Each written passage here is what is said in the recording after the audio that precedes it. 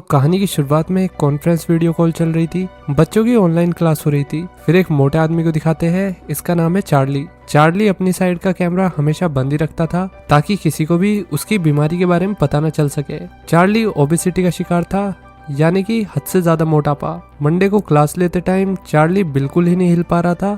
इसने क्लास खत्म कर दी। फिर कमरे में एक लड़का आता है। उसने चार्ली को ऐसे देख के कहा कि हमें जल्दी से एम्बुलेंस बुलानी चाहिए। चार्ली ने मना कर दिया। ये स्ट्रेंज लड़का एक मिशनरी है। मिशनरी मतलब जो क्रिश्चियन धर्म को फैलाते हैं। चार्ली ने उससे अपना फोन उठाने के लिए कहा। मोटापे की वजह से चार्ली झुक भी नहीं पाता था। चार्ली अब अपने दोस्त को कॉल करता है जिसका नाम है लिज। लिज नर्स है और उसकी दोस्त भी। उसने चार्ली का चेकअप करके बताया कि तुम्हें जल्दी हॉस्पिटल जाना होगा, तुम्हारा बीपी बहुत ज्यादा हाई है। चार्ली ने ये कहते हुए मना कर दिया कि मेरा मेडिकल इंश्योरेंस बहुत टाइम पहले खत्म हो गया और मेरे पास इतने पैसे भी नहीं है कि मैं हॉस्पिटल जा सकूं। लिज बीपी को देख के बहुत डर गई। उसने अपने दोस्त की वॉशरूम जाने में मदद की। चार्ली को वॉशरूम जाके थोड़ा हल्का लगने लगा। स्ट्रेंजर लड़के का नाम है थॉमस। वो लिज को चार्ली की इतनी हेल्प करते देख के काफी शौक में था। लिज न्यू लाइफ चर्च के प्रीचर की बेटी है। हालांकि लिज को चर्च की टीचिंग बिल्कुल भी पसंद नहीं है। थॉमस के हिसाब से चार्ली को गॉड की शरण में आ जाना चाहिए, यानी कि चर्च के अंडर। तभी उसकी जिंदगी जो इतनी बदतर है वो शायद कुछ बेहतर हो सके। हालांकि लिज इस बात से बिल्कुल भी इत्तेफाक नहीं रखती थी, क्योंकि चार्ली के साथ जो कुछ हो रहा है उसका सबसे बड़ा कारण चर्च ही है, क्योंकि चर्च की वजह से ही चार्ली के बॉयफ्रेंड की मौत हुई थी। अब लिज ने चार्ली से हॉस्पिटल चलने के लिए फिर से कहा, लेकिन चार्ली ने स्टिल मना ही कर दिया। थॉमस फिर से कहने लगा कि तुम्हें दोबारा भगवान में भरोसा रखना चाहिए, कोशिश करो, सब ठीक हो जाएगा। लिज भी अपने दोस्त को ऐसे अपनी जिंदगी बर्बाद करते हुए देख के काफी दुखी थी। चार्ली फास्ट फूड खाए जा रहा। लिज ने मना भी किया, पर चार्ली को फास्ट फूड खा के थोड़ा अच्छा फील होता था। लिज अब घर चली गई। चार्ली एक ऐसे पढ़ रहा था।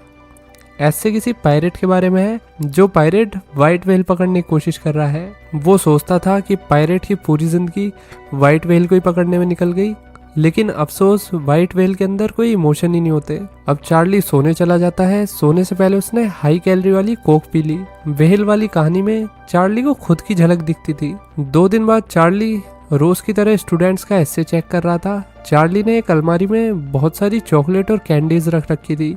उसने चॉकलेट देखी, फिर लैपटॉप पर ओबेसिटी के डेंजरस साइड इफेक्ट्स पढ़ने लगा। सारे सिम्टम्स वही थे जो भी चार्ली को हो रखे हैं। पहले तो चार्ली ने चॉकलेट रख दी, लेकिन फिर उसको डिप्रेसिव सा फील होने लगा, जिसके चलते उसने दोबारा से चॉकलेट निकाल के खा ली ताकि उसे थोड़ा हल्का फील हो।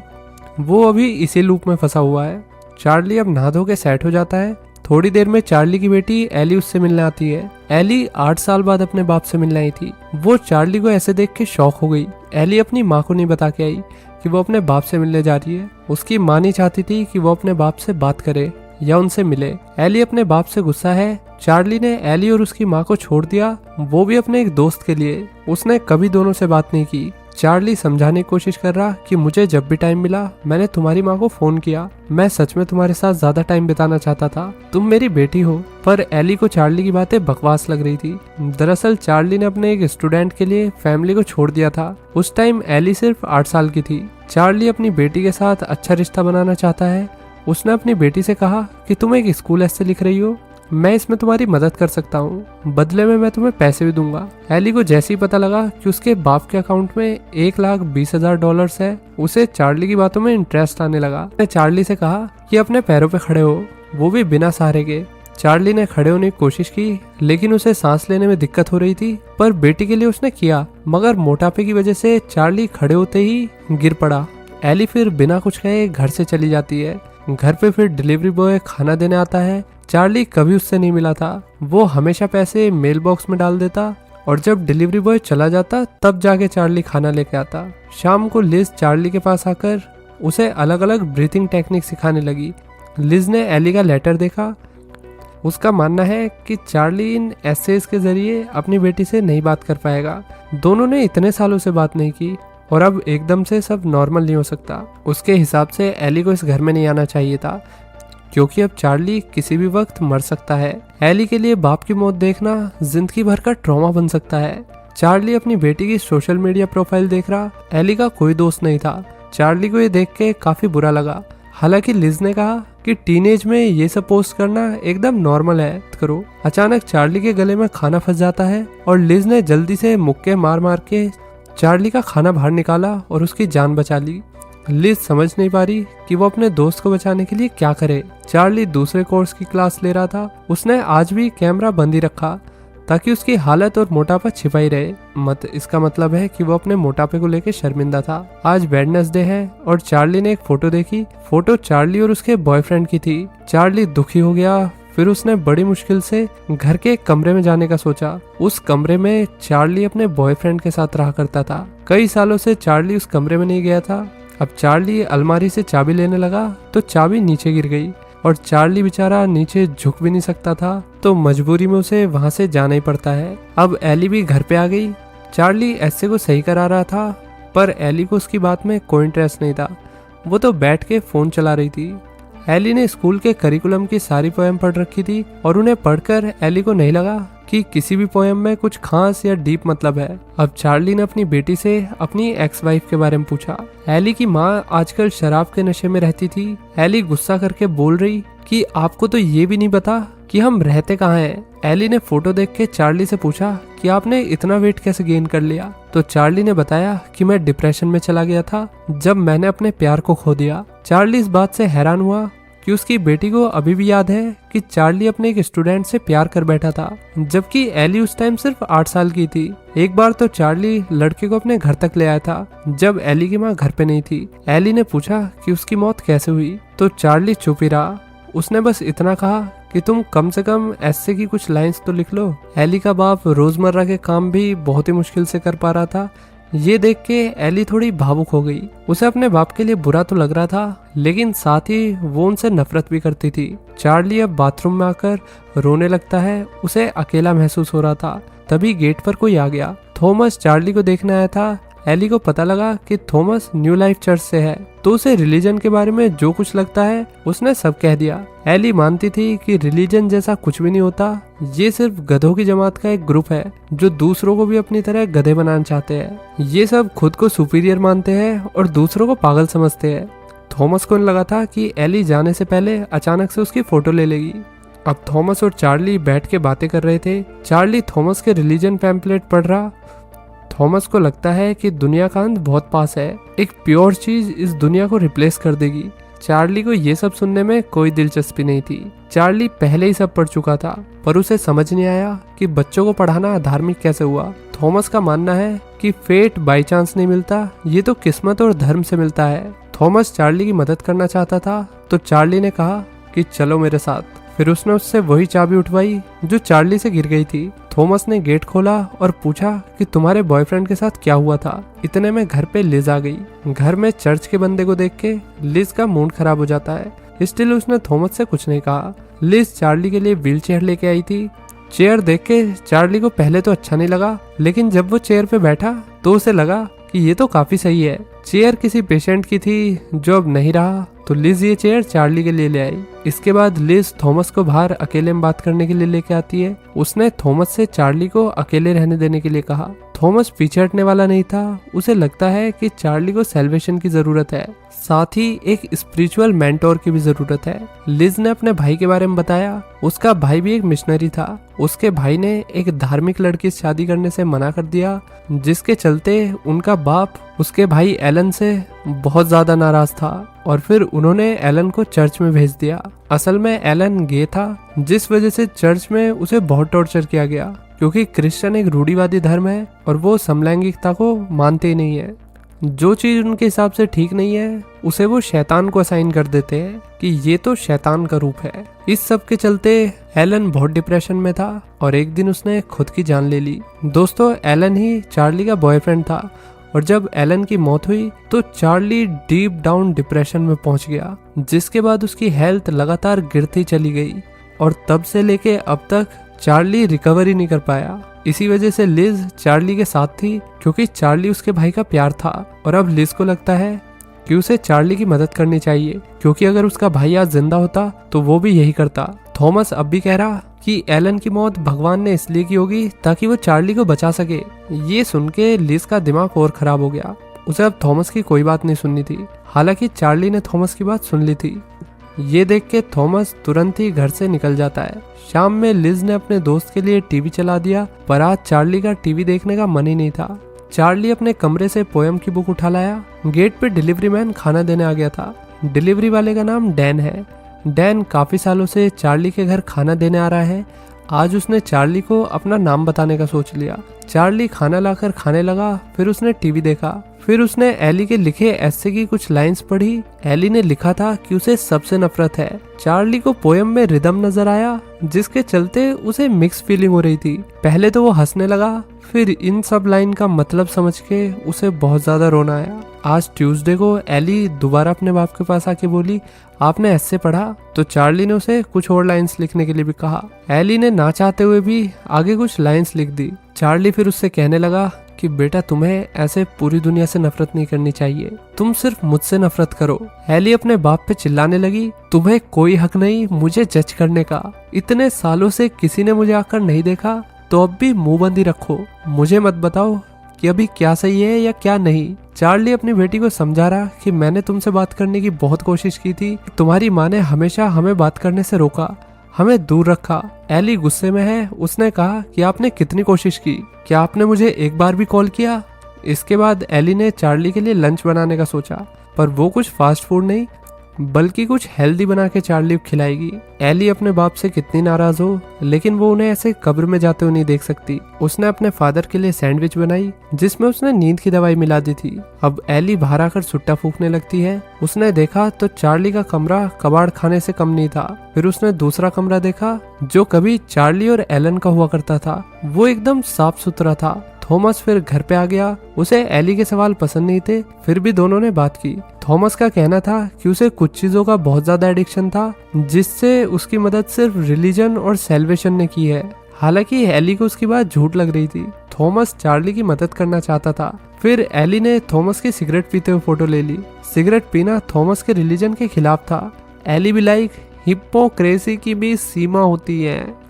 थॉमस घबरा गया जब उसे पता चला कि एली को पता है कि वो चर्च से नहीं है। एली को ये बात उसके किसी जानने वाले ने बताई थी। एली ने सवाल किया कि बताओ मुझे, तुम आखिर हो कौन?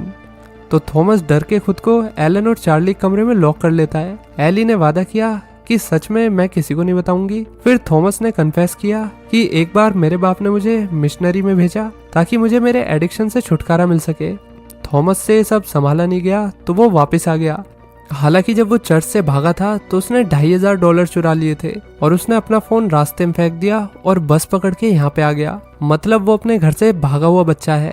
थॉमस को नहीं पता कि एली ने ये सब कुछ रिकॉर्ड कर लिया है। थॉमस ने फिर अलमारी से एक रिलीजियस बुक उठाई। उसमें एक फोटो थी। फोटो में चार्ली और एलन है, वो भी काफी क्लोज। अब घर पर लिज और एली की माँ मैरी आ जाती है। मैरी को पसंद नहीं आया कि उसकी बेटी चार्ली से मिलने आ रही है और दोनों साथ में टाइम बिता रहे हैं। मैरी ने लिज से कहा कि तुम भी चार्ली के साथ सिर्फ उसके पैसों के लिए हो। लिज पैसे की बात सुन के काफी शॉक हो गई, क्योंकि चार्ली ने कहा था कि उस पे पैसे नहीं है, इसलिए वो हॉस्पिटल नहीं जा रहा। पैसे होने के बाद भी चार्ली अपनी तबीयत बिगाड़ता रहा, क्योंकि चार्ली ने पैसे अपनी बेटी एली के लिए सेव कर रखे थे। इन पैसों की वजह से ही वो शायद अपने गिल्ड से बाहर आ जाए। अब लिज गुस्से में घर से चली जाती है। मैरी ने एली को भी घर से भेज दिया, ये कहते हुए कि पैसे के बारे में भूल जाओ जब तक कि तुम 18 साल की नहीं हो जाती। गुस्से में एली अपने बाप पर चिल्लाई कि मैं तुमसे नफरत करती हूँ। चार्ली ने उसे जाने से पहले ऐसे ले जाने के लिए कहा तो एली ने वो ले लिया। मैरी अब अपने एक्स हस्बैंड को ऐसी हालत में देख के काफी दुखी थी। वजन ज्यादा था तो चार्ली को सांस लेने में दिक्कत हो रही थी। चार्ली को अपनी गलती पर पछतावा था, क्योंकि वो अपनी बेटी के साथ उसके बचपन में नहीं था। मैरी ने बड़ी मुश्किल से एली को पाला। उसने बताया कि एली बड़ी गुस्सैल लड़की बन चुकी है। मैरी ने एली की सोशल मीडिया प्रोफाइल दिखाई। उसमें चार्ली की फोटो थी, साथ में बहुत ही बेकार कैप्शन था जिसमें एली ने अपने बाप का ही मजाक उड़ा रखा था। चार्ली दुखी नहीं हुआ, क्योंकि वो जानता था कि उसकी बेटी उससे नफरत नहीं करती, बस उससे नाराज है। मैरी हमेशा एलन से नफरत करती आई थी, लेकिन आज मैरी ने चार्ली को हैरान कर दिया ये कह के कि उसे एलन के साथ जो कुछ हुआ उसका काफी दुख है। मैरी उससे पूरी जिंदगी नफरत करती आई थी, पर आखिरकार उसने एलन को माफ कर दिया था।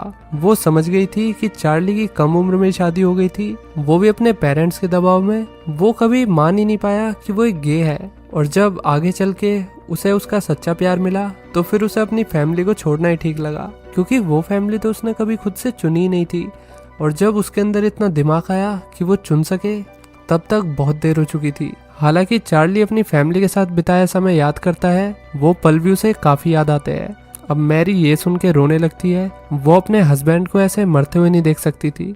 उसने चार्ली से कहा कि तुम्हारे पास पैसे हैं, चलो हॉस्पिटल चलो, अपना इलाज कराओ। पर चार्ली ने ना में जवाब दिया। मरने से पहले चार्ली एक अच्छा डिसीजन लेना चाहता था। मैरी अब घर चली गई, चार्ली अकेला रह गया। वो अपना फोन गलती से जमीन पे गिरा देता है। अचानक चार्ली ने देखा कि बर्ड को खाना खिलाने वाली प्लेट टूट गई है।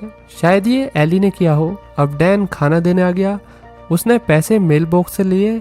डैन हमेशा पूछ के जाता था कि अंदर सब कुछ ठीक है, तो चार्ली हाँ में जवाब देता था। पर आज चार्ली को नहीं पता कि डैन भारी खड़ा है। चार्ली खाना लेने आया तो डैन ने उसे देख लिया, और डैन इतने मोटे आदमी को देख के हिल गया और फिर भाग गया, जिससे चार्ली बहुत ज्यादा हर्ट हुआ। और फिर उसने अंदर आकर पूरा का पूरा पिज्जा खाया। उसे पता था कि ऐसा करके मैं जल्दी निपट जाऊंगा। फ्रस्ट्रेटेड होकर चार्ली ने स्टूडेंट ग्रुप में लिखा कि सब झूठे हैं, दोबारा से अपना ऐसे लिखो। उसने सारा खाना इधर उधर फैला दिया। उसने सोच लिया कि वो आज ही खा खा के अपना काम तमाम कर लेगा। तभी घर पे थॉमस आ जाता है। वो बहुत एक्साइटेड था। उसने मान लिया कि मैं वो नहीं हूँ जो शुरू से सबको दिख रहा था। दरअसल एली ने थॉमस की फोटो और रिकॉर्डिंग सोशल मीडिया पे डाल दी थी, और वो वायरल हो गई, जिसके चलते उसके पेरेंट्स ने वो सब सुन लिया। और फिर उसके पेरेंट्स ने उसे कॉल करके कहा कि बेटा घर वापस आ जाओ, ये सिर्फ कुछ पैसों की तो बात थी, इसमें घर छोड़ने की क्या जरूरत है। और उसके पेरेंट्स ने उसे माफ भी कर दिया। लेकिन थॉमस घर जाने से पहले चार्ली की मदद करना चाहता है। थॉमस बोला कि मुझे लगता है एलन इसलिए मर गया क्योंकि उसने तुमसे प्यार किया, जो कि भगवान के दिखाए रास्ते के खिलाफ था। गिल्ट की वजह से एलन टूट गया और फिर कभी नहीं जुड़ पाया। चार्ली बताना चाहता था कि वो एलन से कितना प्यार करता था, लेकिन थॉमस कुछ भी नहीं सुनना चाहता। चार्ली ने कहा कि मरने के बाद कोई दुनिया हो, ऐसा मैं बिल्कुल नहीं चाहता। थॉमस क्लियरली अब भी अपना माइंडसेट चार्ली पे थोपना चाहता था, और वो भी उसका माइंडसेट नहीं है बल्कि चर्च का माइंडसेट है, जो वो चार्ली के आखिरी वक्त में उसके दिमाग में डालना चाहता था। उसके हिसाब से वो इसी तरीके से चार्ली की मदद कर सकता है। अकॉर्डिंग टू हिम, अगर चार्ली थॉमस की बात से एग्री कर जाए और गॉड को मान ले, तो शायद मरने के बाद उसे हेवन मिल जाए। ऐसे होगी मदद। उसकी बकबक सुन के चार्ली का दिमाग खराब हो रहा था, और फिर उसने उसे घर भेज दिया। फ्राइडे को चार्ली ने सोच लिया कि अब वो कोई झूठ नहीं बोलेगा, ना ही खुद पे शर्मिंदा होगा। तो उसने स्टूडेंट्स के सामने अपना कैमरा ऑन कर लिया। उसे देख के बेशक स्टूडेंट्स काफी शौक में रह गए। चार्ली ने फिर बच्चों से कहा कि ये कोर्स और क्लास मैटर नहीं करती, सब बकवास है। और फिर चार्ली ने लैपटॉप फेंक दिया। लिज भी घर पर आ गई। चार्ली धीरे धीरे सांस ले रहा। लिज इमोशनल हो रही थी। वो ऐसे अपने दोस्त को मरता हुआ नहीं देख सकती। वो रोने लगती है। वो नहीं चाहती थी जो एलन के साथ हुआ वही चार्ली के साथ भी हो। लिज चार्ली के लिए मीटबॉल और चीज लाई। इससे ज्यादा वो चार्ली की अब कोई मदद नहीं कर सकती थी। चार्ली को इस बात का गिल्ट था कि वो एलन को बचा नहीं पाया। अब एली घर पे आ गई। अपने बाप को यूं मरता देख के उसका बिहेवियर चेंज हो गया। लिज अब चार्ली को गले लगा के गुड बाय कह के चली गई। वो चाहती थी कि बाप बेटी अकेले में बात करे। चार्ली ने जो एस्से लिखा था वो स्कूल ने एक्सेप्ट नहीं किया। हालांकि चार्ली ने ये एस्से एली के लिए लिखा था, और एली ने वो पढ़ा तक नहीं। जब उसने एस्से खोल के देखा तो वो शॉक हो गई। एस्से एली का ही एस्से था, जो एली ने पायरेट और व्हेल के बारे में 8th क्लास में लिखा था। चार्ली इतने सालों से इसी एस्से को पढ़ता रहता। इसके अलावा उसके पास अपनी बेटी का कुछ नहीं था। चार्ली को जब भी बुरा लगता, एंजाइटी होती, डिप्रेसिव फील होता, वो या तो इस एस्से को खुद पढ़ता या फिर किसी से पढ़वाता, और वो ऑलमोस्ट हर बार रिकवर हो जाता था। चार्ली ने अब माफी मांगते हुए कहा कि मैं एलन से प्यार कर बैठा और अपनी फैमिली को छोड़ दिया। वो ये मानता था कि उसने बहुत बुरा किया। चार्ली आखिरी सांसें गिन रहा था। उसने लास्ट विश में अपनी बेटी से कहा कि मुझे बस एक बार ये ऐसे पढ़ के सुना दो। एली दुख बर्दाश्त नहीं कर पा रही थी। वो घर से जाना चाहती थी, पर आखिर में लड़की खुद को रोक नहीं पाई। उसने अपने बाप की आखिरी इच्छा पूरी की। वो ऐसे पढ़ने लगी। चार्ली कई सालों बाद बिना किसी हेल्प के अपने पैरों पे खड़ा था, वो एली की तरफ बढ़ रहा था। ये उसका आखिरी वक्त था और जैसे ही ऐसे खत्म हुआ, एक तेज रोशनी उसकी तरफ आती है जो कि इस बात की तरफ इशारा करता है कि अब चार्ली नहीं रहा। इसी के साथ ये मूवी यहीं खत्म हो जाती है। तो दोस्तों, इस कहानी में हमने देखा कि चार्ली एक अच्छा इंसान था, लेकिन वे लाइफ चॉइसेस जो उसने खुद से नहीं ली थी, जो उस पर थोप दी गई थी, जैसे कि शादी, फैमिली, और बाद में उसने रियलाइज किया कि ये सब उसके लिए है ही नहीं। उसको उसका सच्चा प्यार मिल गया, लेकिन सोसाइटी, रिलीजन और फैमिली किसी ने भी ये चीज एक्सेप्ट नहीं की, जिसके चलते चार्ली का प्यार भी उससे दूर हो गया और उसकी फैमिली भी उससे दूर हो गई। उसके पास कुछ नहीं बचा सिवाय डिप्रेशन के। जबकि अगर शुरू से सही लाइफ चॉइसेस ली जाती तो चार्ली कभी भी 600 पाउंड का नहीं होता, वो कभी भी इतना डिप्रेसिव और इतना अकेला नहीं होता। हमारे समाज का स्ट्रक्चर कुछ इस तरीके का है कि हम कहानियों में तो प्यार को बहुत ग्लोरीफाई करते हैं, लेकिन ग्राउंड रियलिटी ये है कि जिसे प्यार कभी नसीब नहीं हुआ, वो नहीं चाहता कि किसी और को भी प्यार नसीब हो। इसलिए समाज इस तरीके से बन गया है कि वे violence, drugs, corrupt politicians, rapes, murders, इन सब के खिलाफ तो इकट्ठे नहीं होंगे, लेकिन जब बात आती है प्यार करने वालों की तो सारे कल्चर, रिलीजन सब स्लीपर सेल की तरह एक्टिव हो जाते हैं और दो चाहने वालों को अलग कर देते हैं। चाहे फिर वो रिलीजन के बेस पे करे, चाहे कास्ट के बेस पे करे, चाहे रंग के बेस पे करे, चाहे स्टेटस के बेस पे करे, या चाहे समलैंगिकता के बेस पे करे। समाज प्रेमियों को अलग करने का कुछ ना कुछ कारण ढूंढ ही लेता है। तभी तो हमें ऑनर किलिंग के बारे में सुनने को मिलता है। मतलब कुछ लोगों के लिए उनके बच्चों से ज्यादा समाज की दी हुई झूठी इज्जत जरूरी है, जिसके चलते वो अपने बच्चों तक को मार देते हैं। तो दोस्तों, मोरल ऑफ द स्टोरी यही है कि खुश रहो और समाज की परवाह मत करो। इसी के साथ मिलते हैं नेक्स्ट वीडियो में। Till then take care, bye bye.